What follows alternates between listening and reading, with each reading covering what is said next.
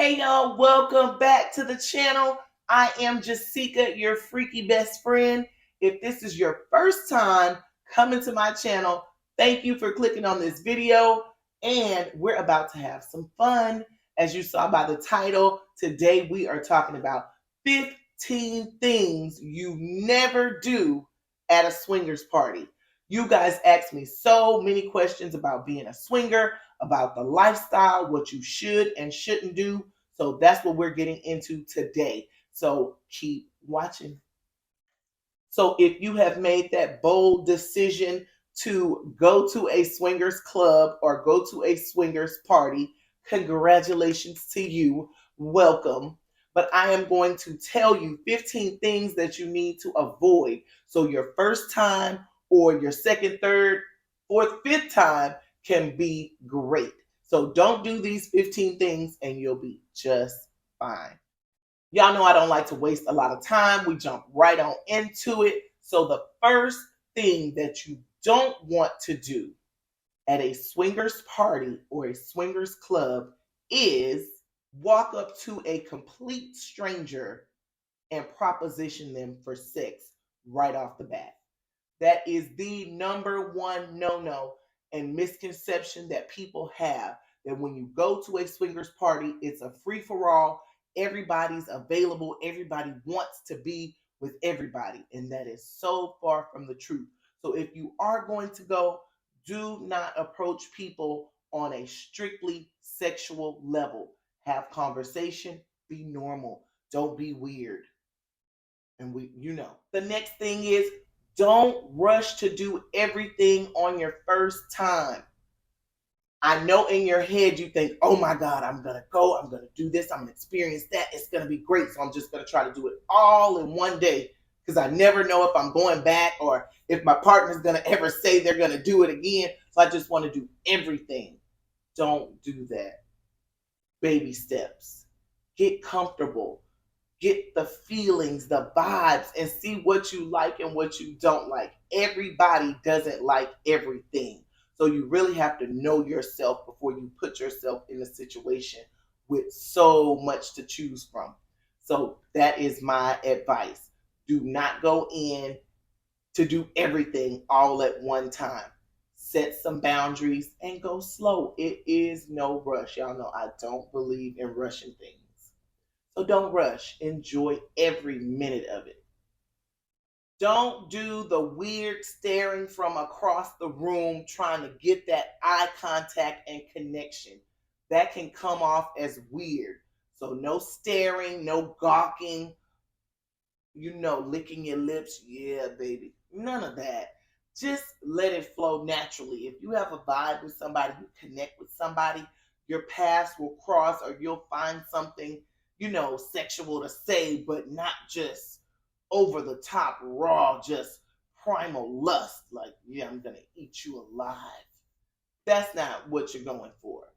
So keep the lust factor to a minimum. That's what I'll call it, the lust factor.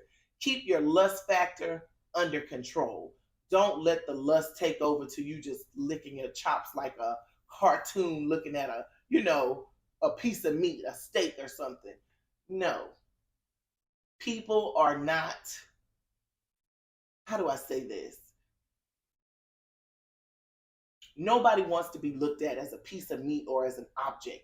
This is a mutual thing where everybody should be enjoying it. So no, don't look at me like you're just going to eat me alive and I just have to stay there and, no. You don't want to make anybody feel awkward by how you're looking at them or staring at them in any way. Don't touch anybody without permission. And if the answer is no, no means no. You have to get consent. Verbal, physical, meaning they move your hand or they let you touch or guide you. Do not be disrespectful in any way to anyone. I know y'all probably feel like you don't have to say that, but yes, you do. Yes, you do. I've been, and yes, you do. People will test your limits. I'm not trying to scare anybody, but you have to be secure in yourself and what you're willing to do and what you're not willing to do. So, yeah, sometimes you may have to check somebody, but that comes with it. That's life, you know? So, all right, moving on, moving on. Do not get drunk. You want to be in your right mind to enjoy the experience, and you don't want to make a fool of yourself. You don't want to say things that you're going to regret or do things that you're going to regret. Have you a couple of drinks. I would say 2 to 3 drink maximum. You don't need more than 3 drinks. 3 drinks, you're good. You're feeling it, but you're not over the top. When you get to 4, 5, 6 drinks or shots, now we get into the sloppy zone. We don't want to be sloppy, you know, and we want to be able to perform if it comes down to that. So keep the drinking to a minimum. There are rules. Different clubs, different groups of people have different rules. All rules for all swingers are not the same everywhere you go. Because some people travel, they go to different states, different countries, resorts, all that kind of thing. So every place has different rules, especially for single men. Some places request that you come as a couple.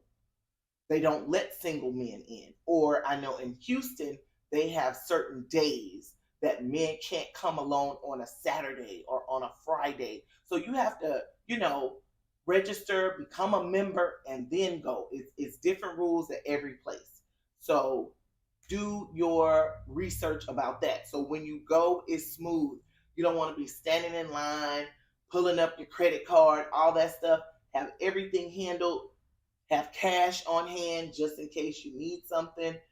All the regular club stuff that you do to prepare for a regular night out, your ID, that sort of thing, that's what you want to do. They do have dress codes. Be familiar with the dress code. Usually, no tennis shoes, no t shirts, no hats or jerseys. They want you casual, not formal. So, club attire, business attire is what I would say. Cocktail hour for a woman. And there's other extremes. If there's a party theme or it's Halloween, then yes, you're going to have more erotic and exotic costumes. But they'll let you know. They'll let you know what the dress is. Okay, so don't be worried about that. I almost forgot this one. Don't reuse condoms or toys. Safety, safety, safety. How can I not mention safety? Do not reuse condoms on different people. If you're engaging with this person, you must switch. If you're using a toy, you're probably not going to go to the sink and clean it right then. So bring more than one toy. Don't reuse the same toys or condoms. The only thing you can probably share is lube, and you don't want them to touch the top. You can squirt it in somebody's hand, but don't touch the top after it's been opened. That's the only thing I could see sharing is lube, maybe. But anything else is a safety concern. Protect yourself, and glad I remembered that one. Oh, this is a big one. Oh, this is a big one. Be realistic about your expectations. Do not go in there expecting to, number one, have sex, have an orgasm with multiple people. It may not go that way. You may go have a good time, have a drink, and go home. It doesn't always lead to wild orgies and all this fictitious stuff. It's not like that. So don't go in with the expectation, I'm going to lay somebody down tonight. I'm getting some tonight. You may not. It comes with it. It's still that hunter mentality, like I'm going to see what I can get, or you don't have to be in that hunter mentality. You can come as a couple And, explore. It doesn't have to always be a full swap or full intercourse. You can just play. So don't come with the expectation of doing everything. It may not happen.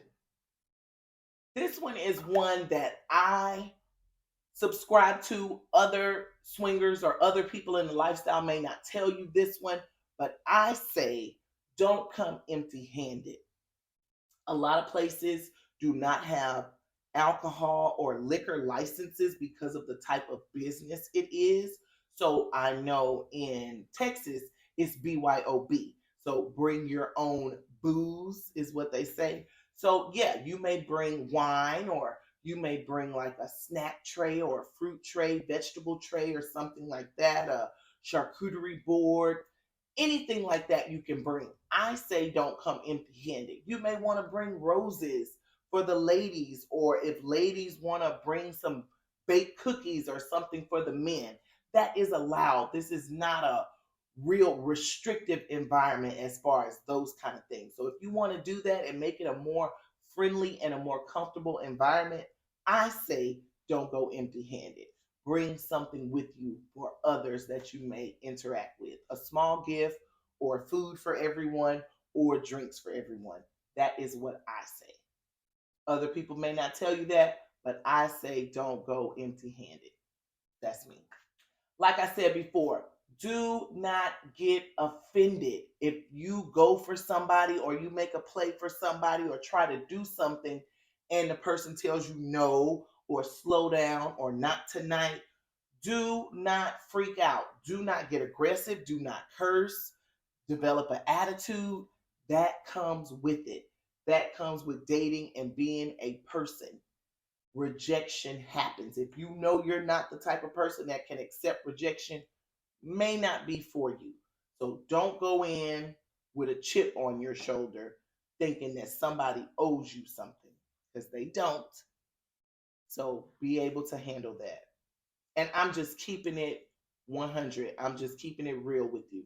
That's serious, because it can lead into conflicts. And, nobody wants to go there for conflict or to be stressed out. You're going for something fun, a stress reliever. So don't be the killjoy and mess up everybody's night because you didn't get your way. The last few don'ts are for once you are in the act and you have done it, what you should and shouldn't do once you're in the situation and you found somebody that you're vibing with. Now what? If you do have a physical interaction or exchange with somebody, when the act is over, do not just get up and leave and walk out, clean up and walk out. Give some kind of verbal exchange, a hug. I enjoyed it. Maybe not a thank you, but I enjoyed it. I would love to do it again. Great experience. You're amazing. Not I love you, you know. But yeah, don't just get up and walk away like that person, like you got what you wanted and it's over and I'm just gonna walk away. Be a gentleman, be a lady, you know, be nice, be kind. Why would you want to be mean to somebody that just shared their body with you? I don't understand that. But it has to be said. It has to be said. If you come as a couple, stay a couple, leave as a couple. Why do you say that? I'm a grown person. I'm 21. I can go where I want to go and do what I want to do. That is not the swinger lifestyle. You have to respect other couples. They may want to swap, they may want to soft swap. And when you come in as a single person that has detached from a couple, people don't know how to take you. If it's a cuck bull situation, great. Then yes, you would need to be single, but you probably have been invited. So if you haven't been invited as a single person, don't try to insert yourself in a couple as a single person. Wait to be invited. Wait to be invited. That brings me to my next point. Clubs or houses all have rooms, the closed door or the cracked door. If a door is closed, knock. They may not want voyeurs or spectators. If the door is cracked, they may. So you may look in. Not asking you to join, but they may be okay with people watching. And then if there's a door that is open and the people are inviting and they're telling you to come in, totally different. But be careful about closed doors. And sometimes you may see something that you can't unsee.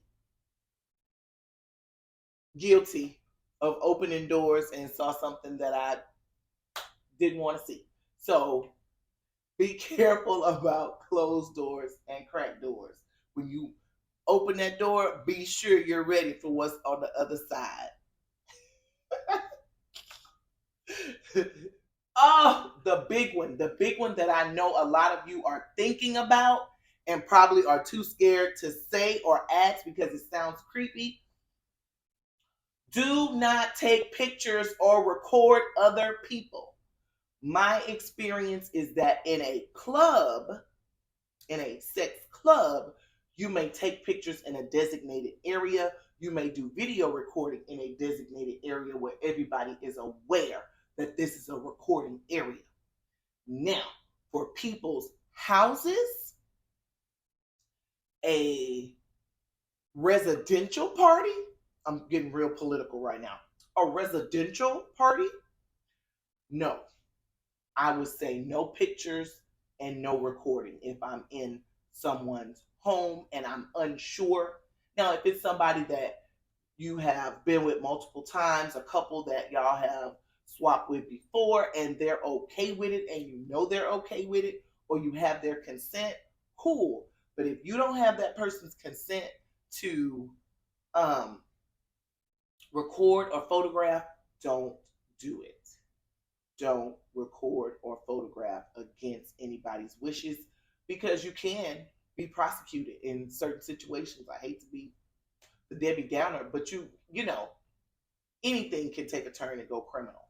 So just play safe and don't record and take pictures. And finally, no drugs and no weapons. I can't say that enough. People think that if you're a part of the swinger lifestyle, that there has to be illegal things going on or that you're in some kind of danger.